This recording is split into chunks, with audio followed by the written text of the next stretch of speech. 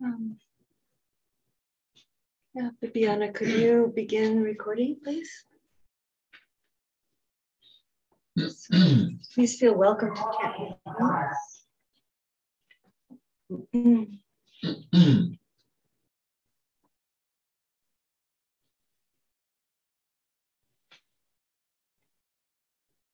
Namo tassa bhagavato arahato samma sambuddhassa. Namo tassa bhagavato arahato samma sambuddhassa. Namo tassa bhagavato arahato samma sambuddhassa. Buddham saranam gacchami. Dhammam saranam gacchami. Sangham saranam gacchami. Dutiyampi buddham saranam gacchami. Dutiyampi dhammam saranam gacchami. Dutiyampi sangham saranam gacchami. Tatiyampi buddham saranam gacchami. Tatiyampi dhammam saranam gacchami. Tatiyampi sangham saranam gacchami.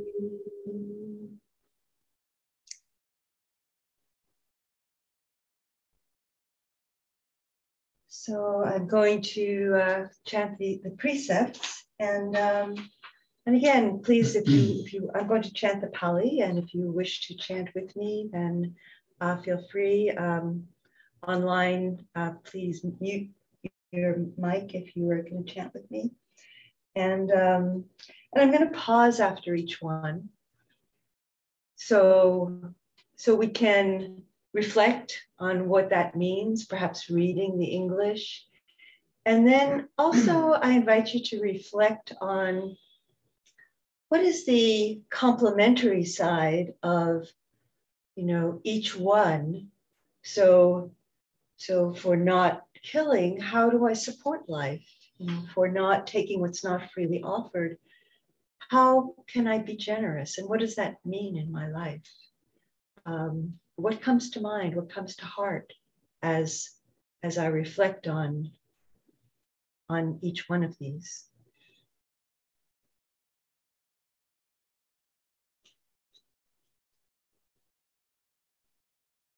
Panatipata Varamani Sikapadam Samadhiyami.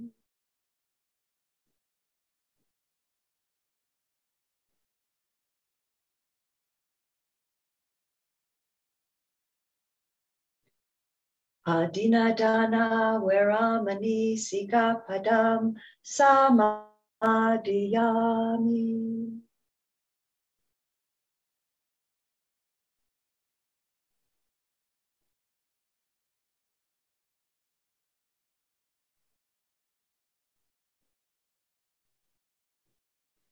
Kamesu Michatara Varamani Sikapadam Samadhiyami.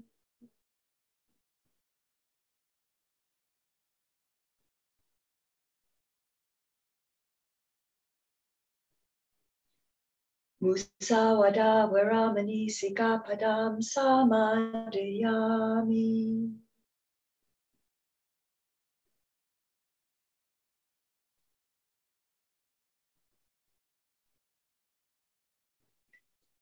Sura Maraya Maja Pamadatana Varamani Sikapadam Samadhiyami.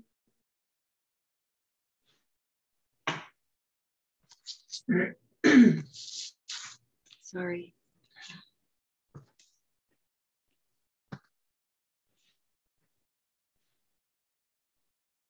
Idam nisala maga pamadatana viramani sika padam samadayami.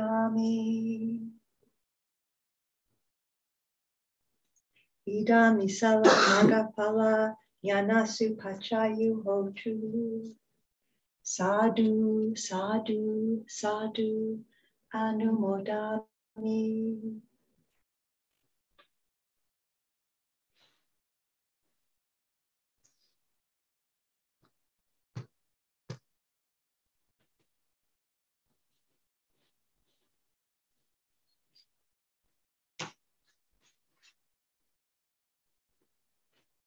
So let's take a posture for meditation.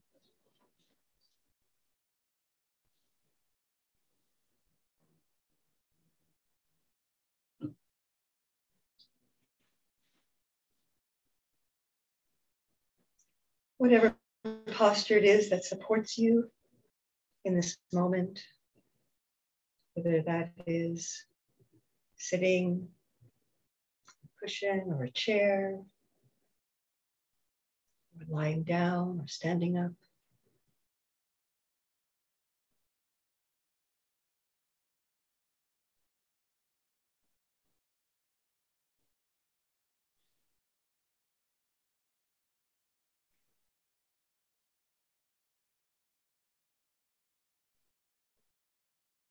And feeling the space around you, taking in the space visually before you put your gaze downward or close your eyes. Perhaps taking in some beautiful object, a plant, or looking through the window at the sky or the snow gently falling, if it is where you are.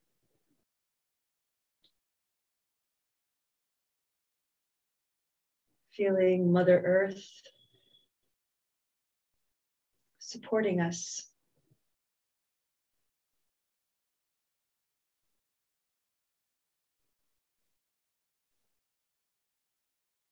The support, the presence, the reliability of the earth supporting our life.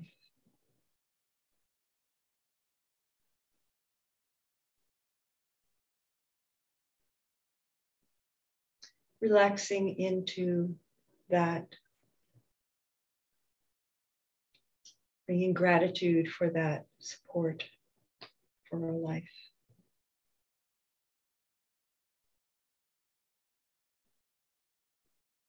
And as we begin our meditation, let's bring in, with an open heart of compassion, the people of Ukraine who are feeling such insecurity and experiencing this violent attack.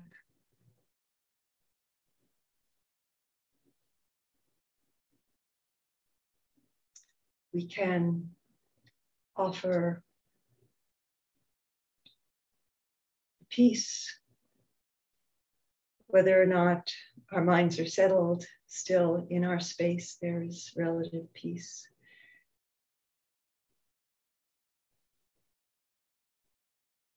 We can offer the goodness of that in love and compassion to people everywhere who are experiencing oppression. And we can bring our practice, the intention of our practice, to benefit others in our lives and in outward extending circles of skillful action and skillful speech and skillful thought.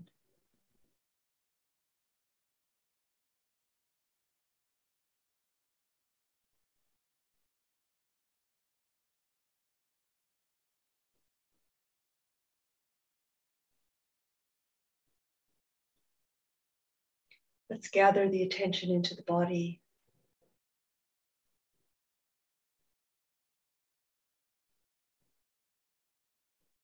Feeling the breath.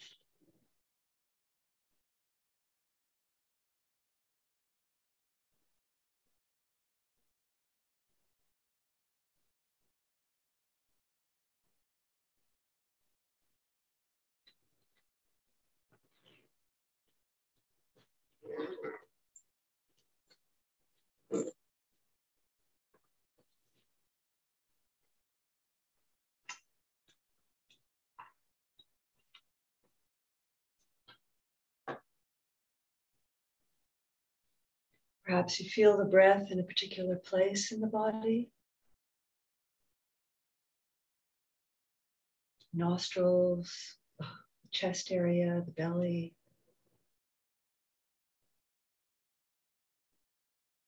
And feel the whole in-breath, the whole out-breath. If the breath is not that accessible to you as a settling, as a way to settle and gather the attention, perhaps just feeling the pressure of the body on the earth with the touch of the hands on the lap.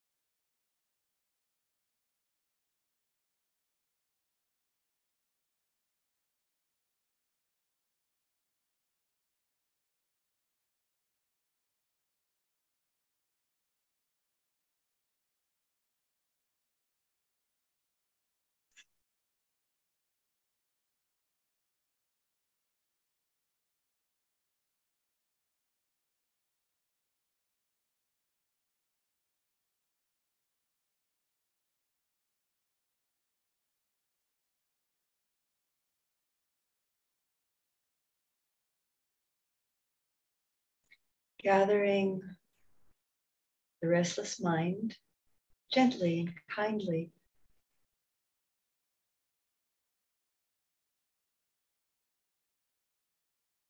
As you notice the mind going off into thought or fantasy or some storyline or narrative,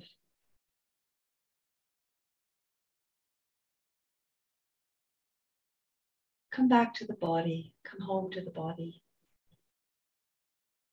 Just that simple presence of being in the body, breathing, resting on the earth.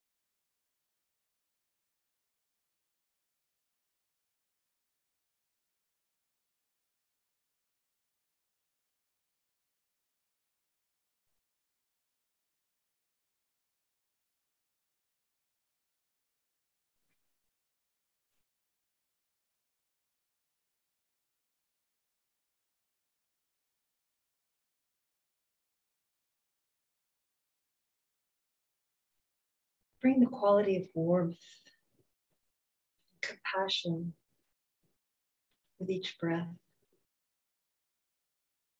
Appreciating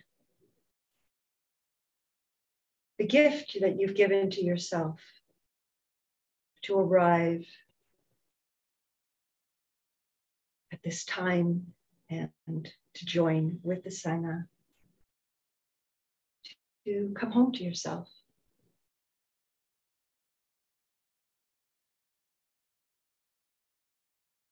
To be present your heart,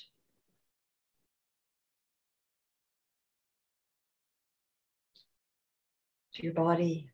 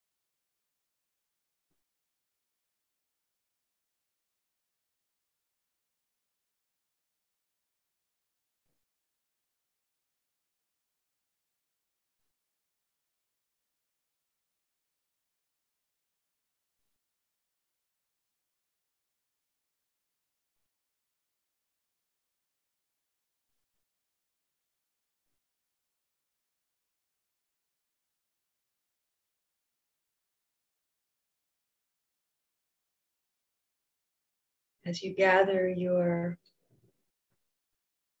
attention around the body and the breathing,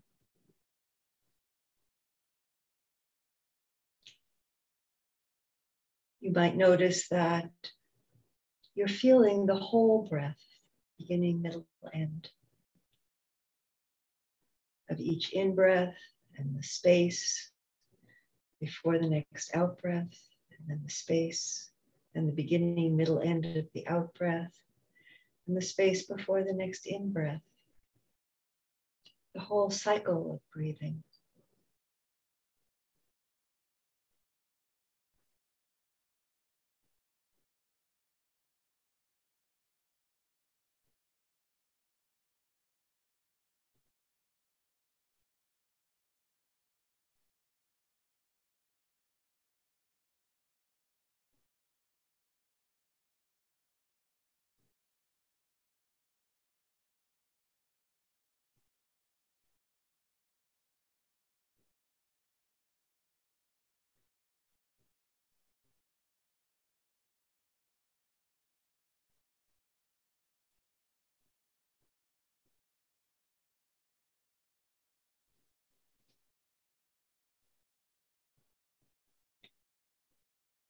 And as the mind becomes gradually more settled and collected,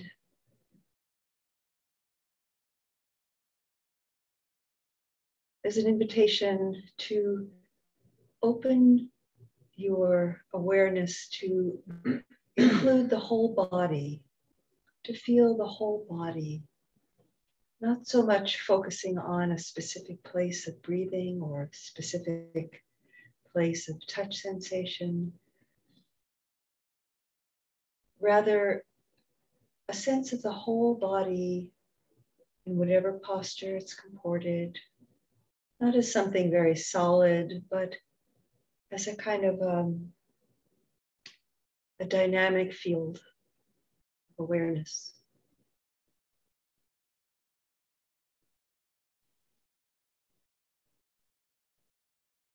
Your awareness present in the body,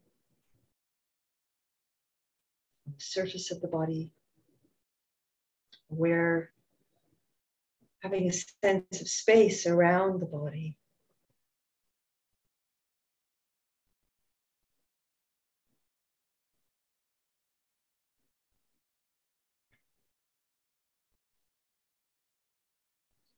And you might notice that perhaps some of the body is more in shadow, that it's not as present in your awareness. Some might feel, might be a sense of luminosity in the body, or there might be a presence of sensations in the body. All of this is within the realm of what is part of how we are aware of the whole body in the body.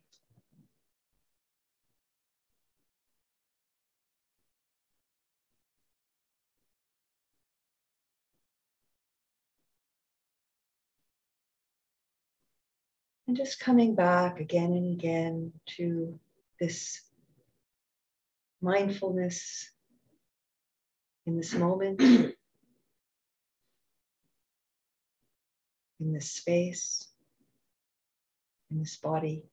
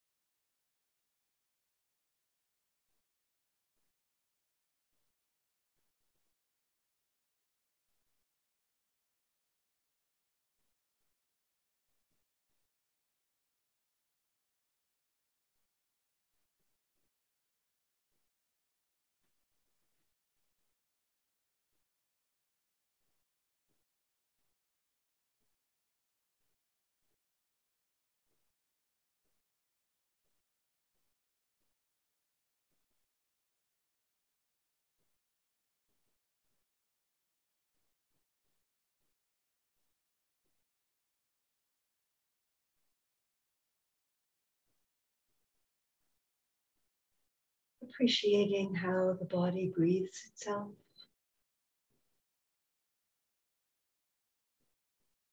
And if you notice that there's some tension or contraction around the breath,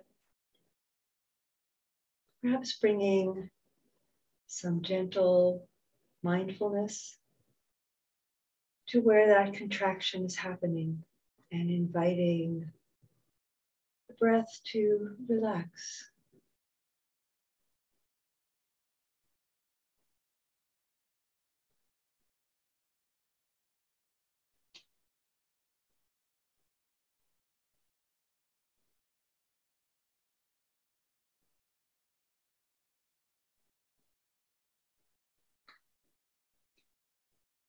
And trusting that the body will do that in its own time.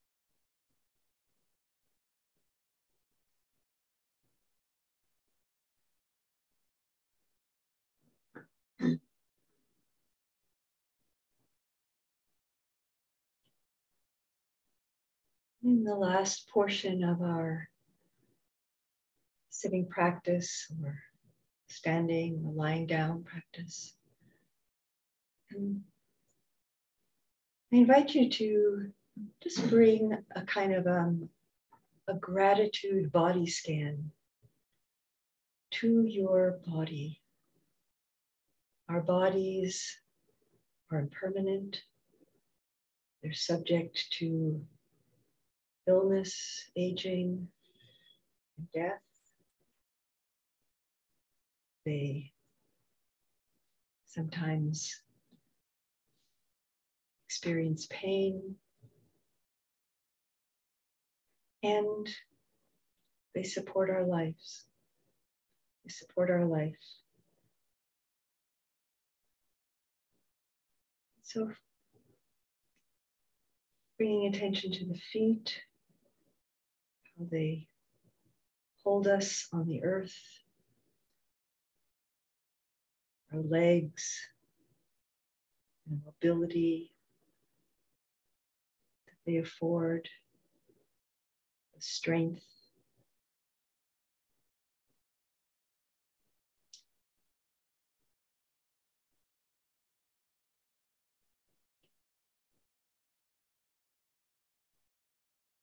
The pelvic region, generative organs, the digestive organs, all the organs of the trunk of the body, the immune system, the circulatory system, the breathing, the lungs, so on.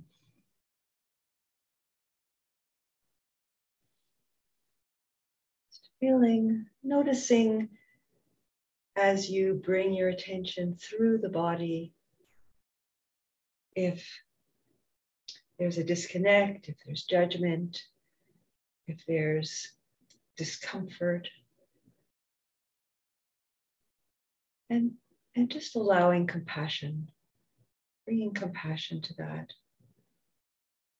Compassion for the conditioning that has caused us to disconnect and judge and feel aversion for our bodies in various ways, or want our bodies to be something else than what they are. Just really loving and the body just how it is. So precious for our lives. And our shoulders, and our arms and hands, skillful, dexterous hands and the arms that can embrace and can also push away. And the neck and the face and the skull, brain, all the organs that are part of the face, the seeing, the smelling, the tasting, the hearing. The vitality of this body, how this body arises in dependence upon the earth, the world.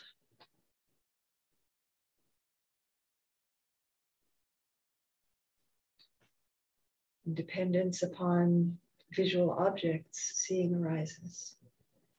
Dependence upon sound, hearing arises.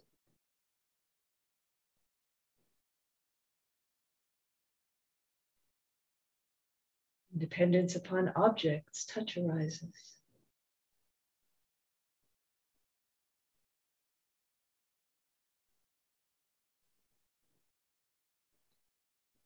Our senses and the world are intertwined.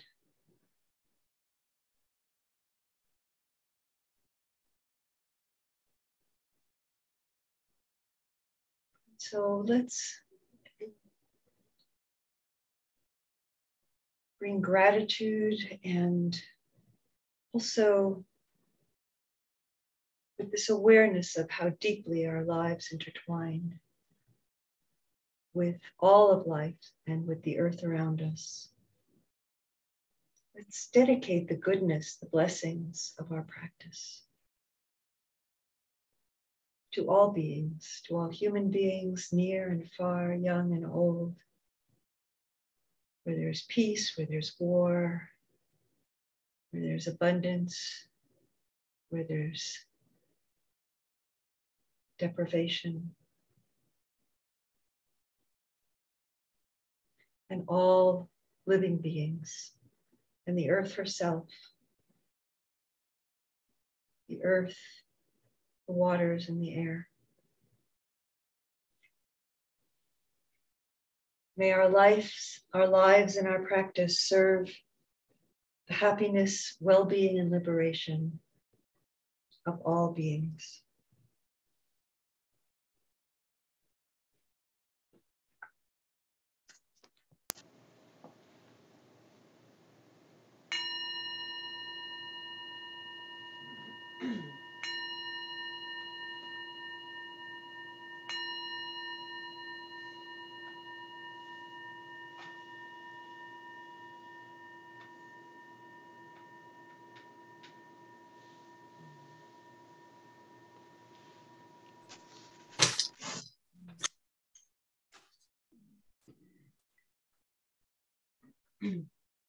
Thank you for your practice. I'm just taking a moment to look at the screen and see who's here, because I didn't have a chance to do that with all the technical issues that were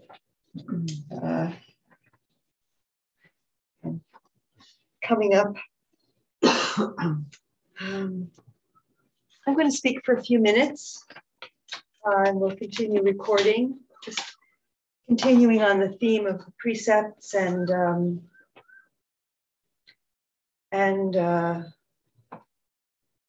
in talking about the precepts in a general way and focusing on the first precept, continuing to focus on the first precept on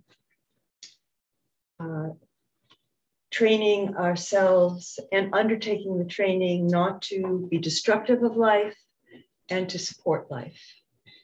So I was doing a little more research on, please take a moment to stand up if you want to and stretch. Yeah, just maybe I'll pause for a minute for people to change their posture.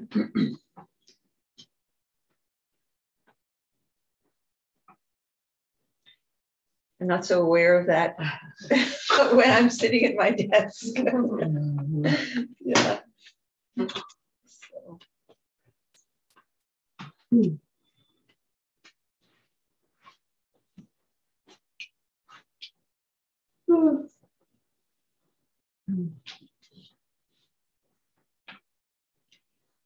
So I was doing a little bit of research recently, and the word that actually we talk about this practice that we're translating precepts. Precepts are a particular aspect of a larger practice of sila. The Pali word is sila. In the Noble Eightfold Path, which is part of the Four Noble Truths, a very basic framework for Buddhist practice and teaching.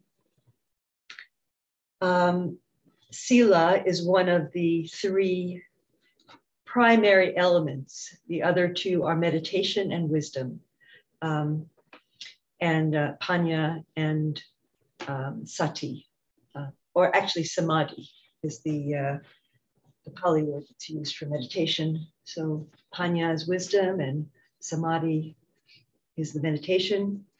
And sila, and I was curious about actually because Pali words are so rich and they have so much depth. And I did a little research, and Bhikkhu Bodhi, who is a really wonderful scholar and contemporary monk, and he's done a lot of commentary, and he said that often sila is formally defined as abstinence from unwholesome bodily and verbal action. So that's how the precepts are iterated in the chanting, you know, to refrain from, or undertake the training to refrain from.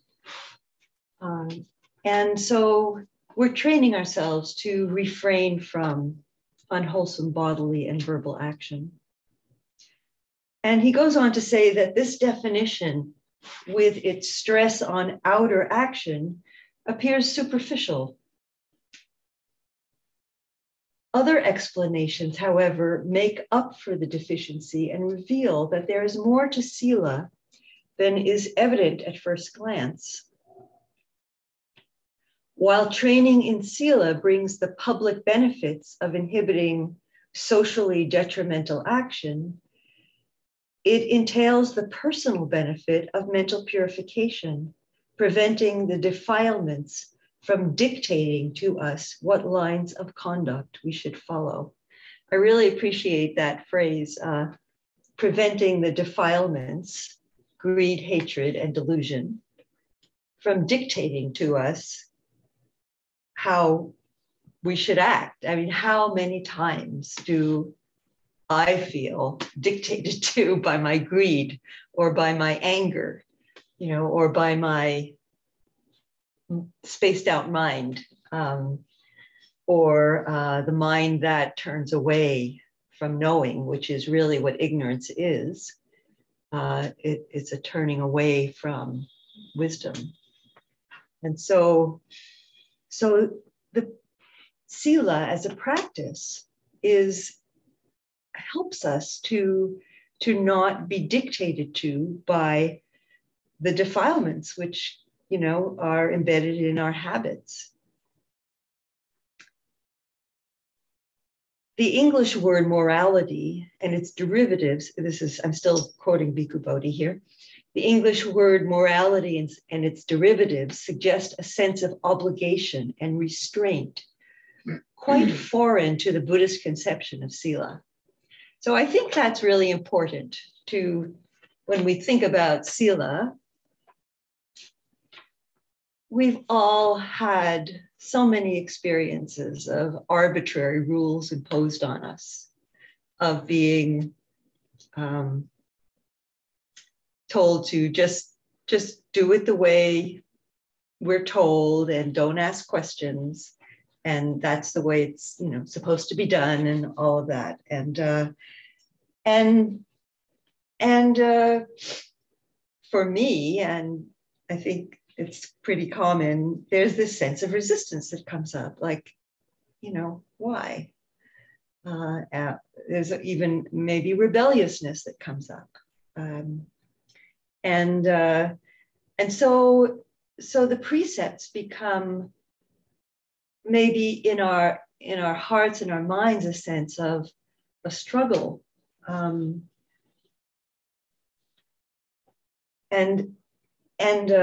back to Bhikkhu Bodhi, Buddhism, with its non-theistic framework, grounds its ethics not on the notion of obedience, but on that of harmony. In fact, the commentaries explain the word sila by another word, samadhana, meaning harmony or coordination. So we are learning to be in harmony, and it's inner and outer harmony. It's in harmony with ourselves, as well as in harmony with the life around us.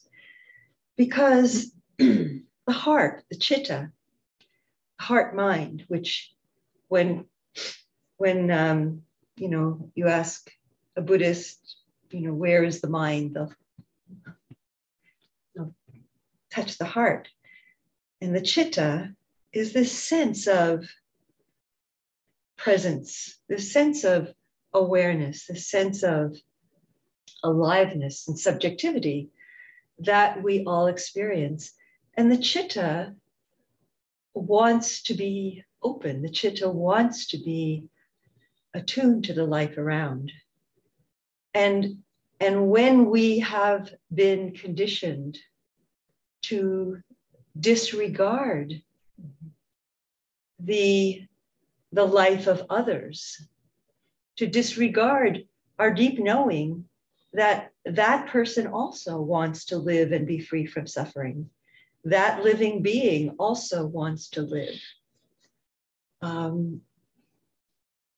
When we disregard that, when we cut ourselves off by taking what's not freely offered, taking what we know is not ours to take, we cut ourselves off. The chitta closes down.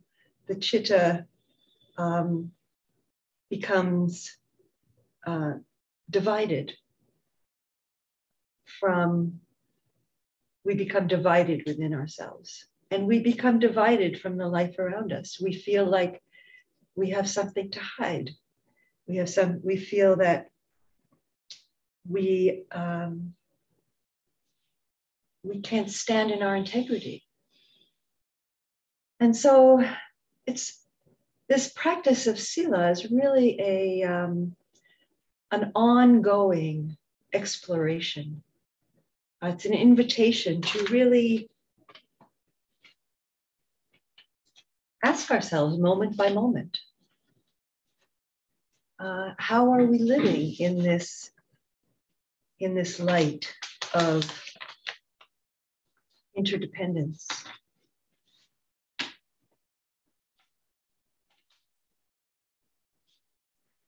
So when we cultivate sila, when we cultivate what is wholesome, we're strengthening the chitta, we're strengthening the heart mind, where we're grounding in what is sensitive and aware, and we're opening the heart. And the heart mind knows the honesty and reliability and wholesome intention to honor life in its wholeness.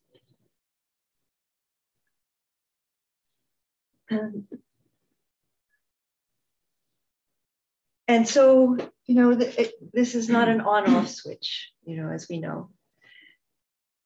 It's something that we learn moment by moment, that when we make a certain choice, we feel brightened, we feel enlivened. And this encourages us to choose again, to not take what is not offered, and to be generous, and so on.